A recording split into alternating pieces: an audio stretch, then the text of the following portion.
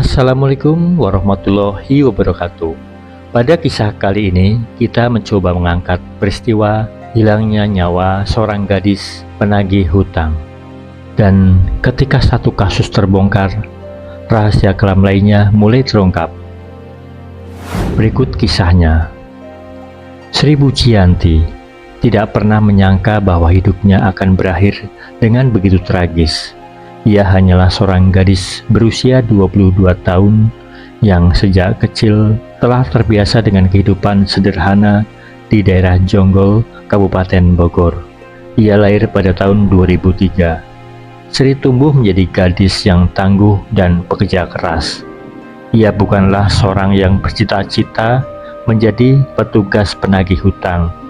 Jika saja takdir memberinya pilihan lain, tentu ia akan memilih pekerjaan yang lebih aman, yang tidak membuatnya harus berhadapan dengan risiko yang begitu besar.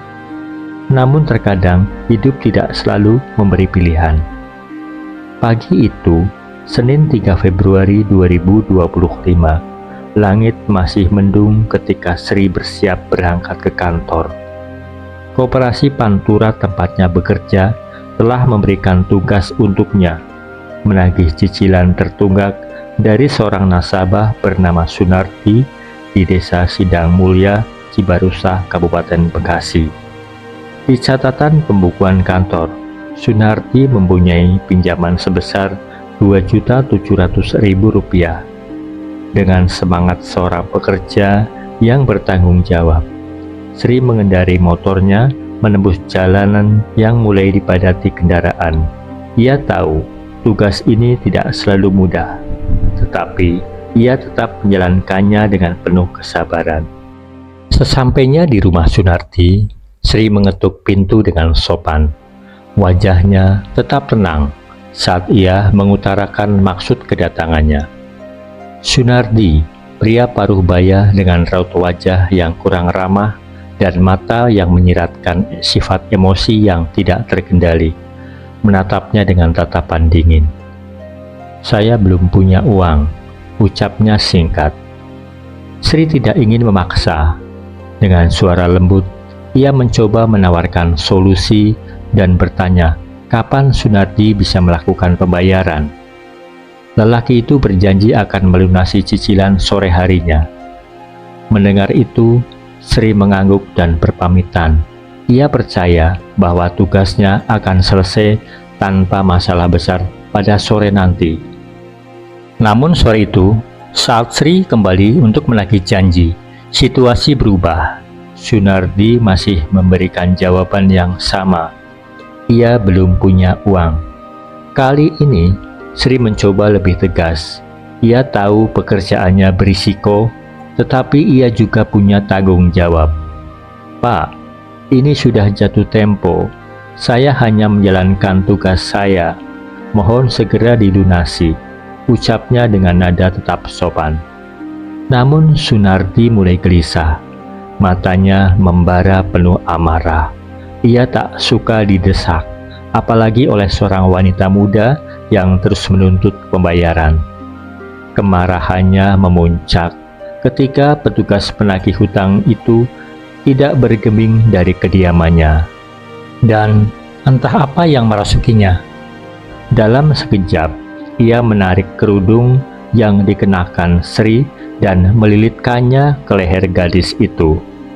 Sri sangat terkejut. Ia berusaha melawan, mencoba melepaskan cengkeraman yang semakin erat di lehernya. Tetapi tenaga Sunardi jauh lebih kuat. Nafasnya mulai tersengal, tubuhnya lemah, matanya mulai kehilangan cahaya, hingga akhirnya dalam hitungan detik yang terasa begitu panjang, nafas Sri Pujiyanti benar-benar berhenti. Tubuhnya limbung, jatuh tersungkur, dan nyawanya pun melayang. Sunardi terdiam, menatap tubuh tak bernyawa di depannya. Ia panik. Ia tak tahu harus berbuat apa. Dengan tergesa-gesa, ia menyeret tubuh Sri ke dalam kamar, menutup wajahnya dengan kain dan menyembunyikannya di balik spring bed. tapi ketakutan masih menggerogotinya. Ia tahu tubuh itu tidak bisa tetap di sana. Lalu pikirannya berkelana ke pekarangan rumahnya, di mana terdapat sebuah septic tank yang sudah lama tidak digunakan. Sebelum sore, ia membawa pergi sepeda motor milik Sri dari rumahnya dan menitipkan ke sebuah penitipan motor di dekat sebuah rumah sakit di Bekasi. Sunardi bermaksud untuk menghilangkan barang bukti. Ia pun berencana untuk menyingkirkan tubuh Sri ke dalam septic tank. Ia berpikir, jika tubuh itu lenyap, maka jejak kejahatannya pun akan ikut menghilang. Namun ketika hari menjelang malam, teman kerja Sri mendatangi rumah Sunardi untuk menanyakan keberadaan Sri Pujianti. Jawaban Sunardi singkat, orangnya sudah pulang dari tadi. Namun firasat buruk mulai menghantui teman-teman Sri. Sri tidak kunjung pulang ke rumah, dan ponselnya pun tidak bisa dihubungi. Kecemasan mulai menyelimuti orang-orang terdekatnya.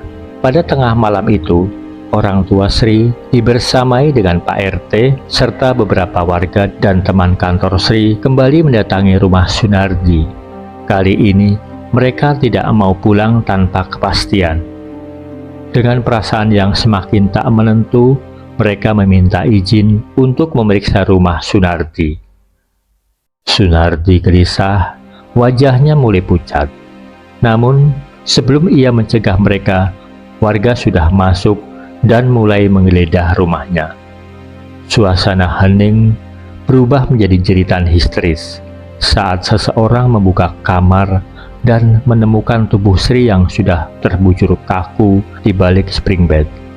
Ruangan mendadak dipenuhi oleh isak tangis, kemarahan, dan kepedihan yang mendalam.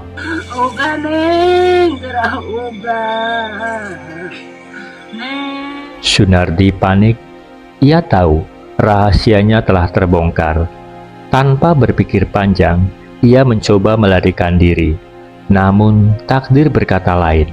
Pak RT yang meski sudah berusia lebih tua, dengan sigap mengejar, dibantu oleh beberapa warga.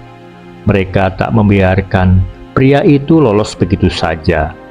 Dengan tenaga yang tersisa, Sunardi akhirnya berhasil dibekuk. Warga segera melaporkan ke polisi, memastikan bahwa ia harus mempertanggungjawabkan perbuatannya di hadapan aparat penegak hukum nantinya. Malam itu, di bawah langit yang mulai gelap, meskipun keadilan mulai ditegakkan, namun bagi keluarga Sri terutama ibunya, luka ini akan semakin menganga, meninggalkan jejak duka yang tak terhapus oleh waktu. Sementara itu, Edi Rianto, anak tiri yang 4 tahun lalu ibunya yang bernama Almaidah dinikahi oleh Sunardi di tempat asal mereka di Banyumas, melihat berita penangkapan Sunardi di televisi. Ia yang selama ini menaruh rasa curiga karena setelah 2 tahun ibunya menjadi istri Sunardi, ia tidak pernah mengetahui keberadaan sang ibu. Rasa penasaran dan kekhawatiran mulai menguasai pikirannya. Dengan hati berdebar, Edi mendatangi kantor polisi untuk menanyakan keberadaan ibunya. Setelah didesak dalam interogasi, akhirnya Sunardi mengakui bahwa ia juga telah menghilangkan nyawa Almaidah, ibu kandung Edi, pada awal bulan November tahun 2022. Fakta mengejutkan pun terungkap. Sebelum menikahi Almaidah, Sunardi juga telah menikah siri dengan istri pertamanya yang kini telah kembali ke rumah orang tuanya. Ia menuduh istrinya itu menjalin hubungan asmara dengan pria lain. Namun sebelum Almaidah menghilang pada tahun 2022, Sunardi pernah tinggal serumah dengan Almaidah dan kedua anak tirinya. Sifat Sunardi yang sering melakukan tindakan KDRT menyebabkan ia dan istrinya pisah rumah pada tahun 2021. Meskipun kemudian hidup serumah lagi. Sebelum hilang, Almaidah pernah menggadaikan sertifikat rumahnya. Uang senilai 50 juta rupiah beserta perhiasan dari menggadaikan sertifikat rumah sebagai modal usaha untuk Sunarti yang bekerja sebagai tukang bangunan. Sunarti berencana membuka usaha pemasangan plafon, tetapi ternyata ia memiliki kebiasaan buruk, suka berfoya-foya dan bermain kartu dengan taruhan uang. Ketika Almaidah menagih uang tersebut dan meminta agar sertifikat rumah dibalik namakan kepada anaknya, Sunarti semakin merasa kesal dan memutuskan untuk segera mengakhiri hidup istri keduanya itu. Untuk menutupi kejahatannya, Sunarti memasukkan tubuh Almaidah ke dalam septic tank di halaman rumah di Desa Sindang Mulia, Cibarusah, Bekasi. Edi, sang anak yang kemudian tidak berjumpa dengan ibunya, berkali-kali mencari keberadaannya. Beberapa kali ia mendatangi rumah Sunarti, namun tidak pernah disambut baik oleh Sunarti, apalagi bertemu dengan ibunya.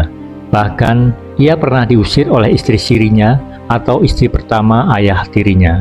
Kasus Almaidah yang selama ini terkubur rapat mulai terkuak setelah Edi, anak tirinya, mulai mengorek jejak masa lalu Sunarti.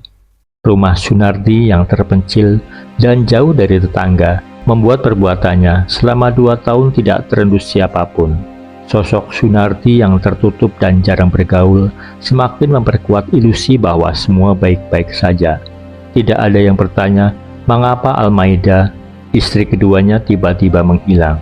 Tidak ada yang mencurigai bahwa di bawah beton septic tank rumahnya tersembunyi rahasia kelam. Sunarti yang sering bepergian keluar daerah selama berhari-hari semakin memperkecil kemungkinan ada yang bertanya tentang keberadaan istri keduanya itu.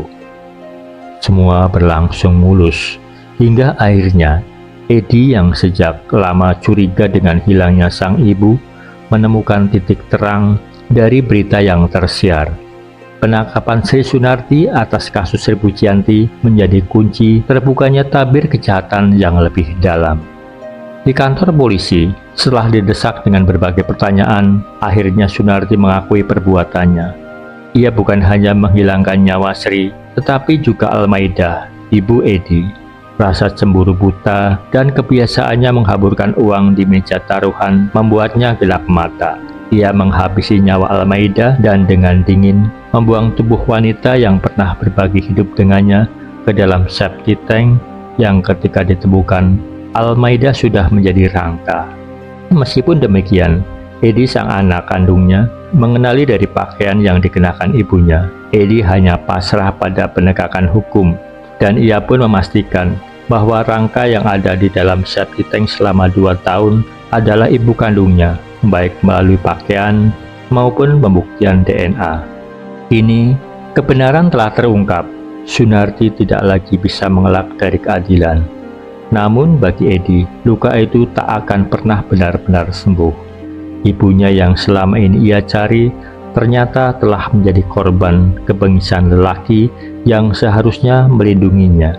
Semua telah terlambat, tetapi setidaknya ia bisa memastikan bahwa Sunarti akan mendapatkan hukuman yang setimpal di dunia. Terima kasih telah menyimak. Mudah-mudahan kedua almarhumah tenang di alam barzah dan diampuni segala dosanya, serta diterima segala amal baiknya, dan yang ditinggalkannya mendapatkan ketabahan. Amin amin ya robbal alamin. Wassalamualaikum warahmatullahi wabarakatuh.